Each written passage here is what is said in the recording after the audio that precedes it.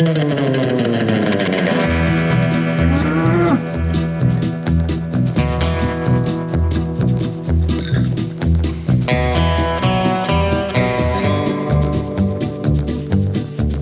is a seltzer with lime. It's what I order when I'm at the bar these days. I'm a comedian and I'm often in situations where everyone else is drinking, but I don't drink anymore, so this is what I get. You know, since I stopped drinking, I go to sleep earlier, I wake up earlier.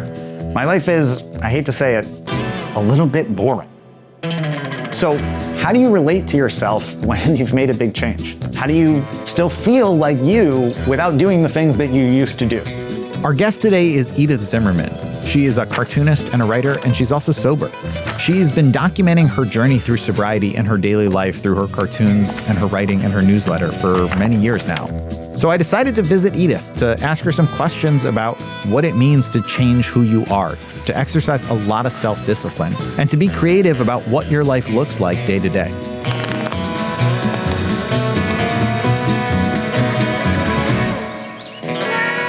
I'm a writer and artist. I live in upstate New York, and I run a newsletter. It's illustrated with stories about my life. I don't know how much. That's great. That's perfect. Well, how much information should I be? I would say, why not promote, I think you should say drawing links or whatever you want to say. Okay. Mark? Hi, I'm Edith Zimmerman. I'm a writer and artist. I live in upstate New York. I send out a newsletter called Drawing Links. The hardest part about stopping drinking was worrying that nothing was ever going to be funny again. It was also hard to upend my social life. No, I'm gonna stay in forever, but thanks. Your work is really honest. And I'm curious, have you always been good at being honest with yourself? I drank really heavily for a really long time, and I knew it was too much and a problem for me, but I was like, yeah, but it's the only thing I like, so I'm not gonna stop drinking. The honesty part for me, I think, just came where I was like, well, yeah, that obviously is bad, but it's what else am I gonna, this is the only thing that's fun for me. And I was kind of just holding these two things that seemed, I'm I've gotta solve this incredibly difficult puzzle. Nobody else before me has dealt with something so challenging. And then one day I was like, no, it's not that hard. It's not the one thing I like. It's I think I'm just willing to see what life is like without it. Deciding to get sober is a big thing. It's a huge thing. But another big thing that many people don't talk about as much is figuring out what your life looks like afterwards. When you cut something out, what do you replace it with? And when I stopped drinking, I just started doing anything that I still liked. I had a few things that I liked doing that were not drinking, and I just did those a lot. I knit, I watched ASMR videos, I watched TV, I read thrillers. Because it was kind of real with myself. I was like, what do I actually like to do? And because if I had just been sitting there with nothing to do, the hands will just start creeping toward the wine and be well, you just might as well me. I keep trying to write and draw about how helpful knitting was and has been with not drinking. It occupies your hands in a way that's it's they get so occupied they don't have time for anything else. It's like hand food. Literally after I quit drinking, maybe even the next day or that same afternoon or something, or that week, I Googled, what do people do besides drink? Kind of as a joke to myself, the fuck is happening? Because it was sort of a humorless time, where it's okay, phase 2, there's top 10 lists, go to a cafe, go to a museum. I'm am I really reading this right now? And one was rediscover activities you enjoyed as a child. I'm yeah, right, of course. But that was kind of the gold mine. I drew about you this morning. Oh, really? Yeah. I drew this morning da-da-da-da-da-da-da-da-da. I'm excited to meet Chris. And I couldn't really remember what you looked like, but I drew this. That's close enough. That's me without a beard. But sometimes I draw from a photo and other times I just draw from memory. And I'm this doesn't look like it at all. I think that you have a very distinctive style. And if I saw your drawings, I would know that they were yours even if I didn't see you doing them. Yeah. Do you think about that at all? Do you ever try and draw totally different style or something like that? No. It's accidental. You see an artist whose style you totally recognize. And at some point, at least what I assumed was someday they sat down and were like, I'm gonna draw like the cheeks in this funny shape, and that's gonna be my thing. But I just started drawing stick figures, or like ball heads with like little necks and like circle eyes. And then I just kept doing it, and like slowly it evolved. And now I feel like I have a style, but it's like, none of it was conscious or purposeful. I think people also have this idea a lot of times that like drugs or alcohol are the key to creativity or being interesting. Yeah. I think there's lots and lots of examples of people like making their best work or making work at all after they stopped using or stopped drinking. Yeah, and it sounds like kind of cool. It's like, oh, you sort of like blur the lens a little and something more truthful will come out. And I think everyone has an experience where that actually happens too. That's why it's tricky. Like it starts out kind of fun. You have like 1 or 2 positive experiences such that like you can no longer really be honest with yourself later on when you're like, am I having that many positive experiences now? Or am I just like repeating the same thing that worked like 8 years ago once or twice? A lot of your day-to-day and a lot of my day-to-day is like taking care of young kids, which is like, on the one hand, like very relatable to many people, and on the other hand, like very boring and routine and the same. And like being able to find like something really funny about that and relatable, I think can like crack you out of it and make you see it in a different way. For a while, I was going through this really dark, I don't know, it was sort of a rough time last summer. It was just like, I wasn't publishing anything, I wasn't doing anything, I was still drawing, but I didn't really know what to do with it. And I just like, I don't know how it happened, but I got this idea. I started drawing mermaids, just like sketching mermaids, and then I was like, what if these mermaids too had like a very mundane life? So she like started a newsletter about her mermaid life, but like her mermaid life was like really boring. So I started this whole mermaid newsletter. It has like 20 installments. She was single and had no children. I'm not even sure I believe in love.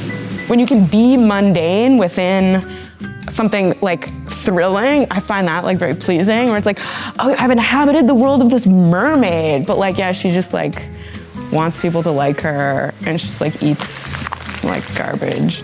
She was actually a health blogger.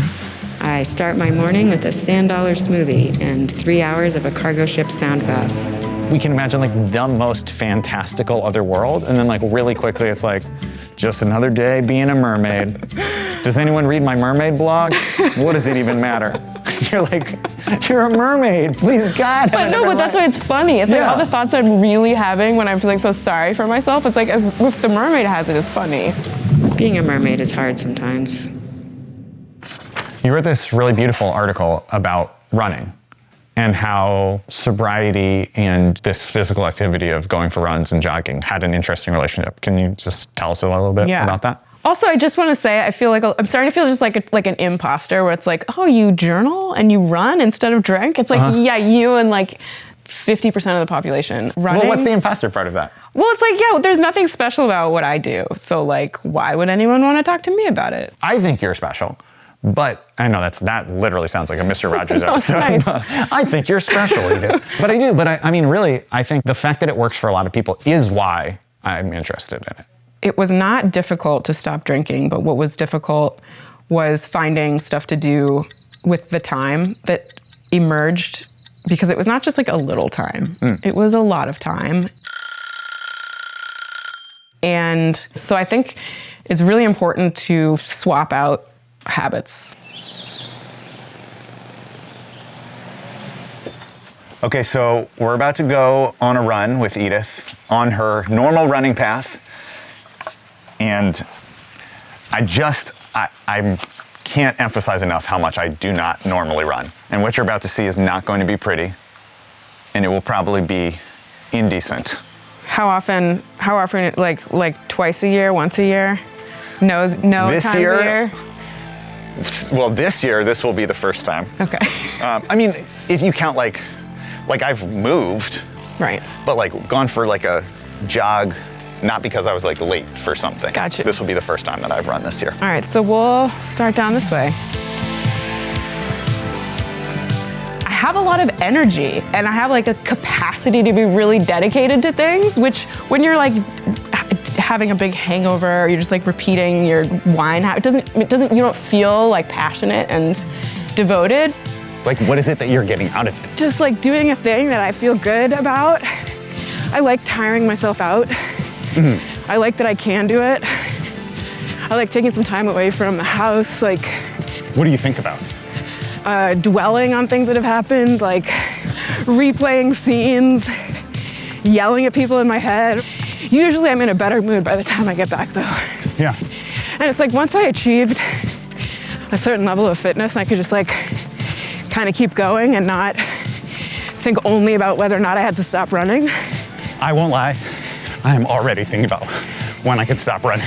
As I tried not to pass out or literally cough up a lung, I couldn't help but notice how well disciplined Edith is. And it's not just that Edith stopped drinking and then replaced it with a habit that is better for her. It's that those habits made her feel better about herself. Edith! So there's been this process of like self-discovery, of asking yourself, like, what is it that I do? And how do I spend my time? How has that process been an ongoing process? And how has it been something where like you've found things and you want them to stick and be pillars? It's like, well, what do I like to do? And it's not easy. How do you take a moment to be like, do I even like what I'm doing right now? And like, how do I change it? I think that can be too overwhelming of a question to think about sometimes if you're in a situation where it's really bad. But the answer is dull. It's like, just keep testing. Everything you think you know about yourself, this is probably not true. I think it's just like being open to new experiences and retrying things. Because sometimes like the situation is just totally different or you're totally different.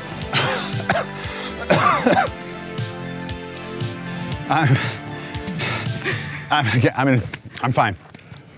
It was great. It was really great running with you. Yeah. Thank you. I'll catch up. Okay.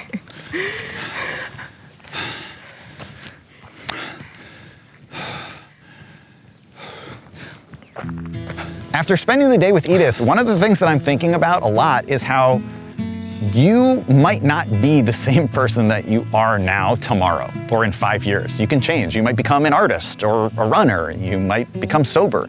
These things that are such a huge part of your life, they don't necessarily stick around forever. And you can't necessarily imagine what your life would look like down the road. Things could change. I mean, I'm definitely not going to become a runner, but like that could happen for someone. Not me, but maybe you. I think I've definitively learned that I will never run again.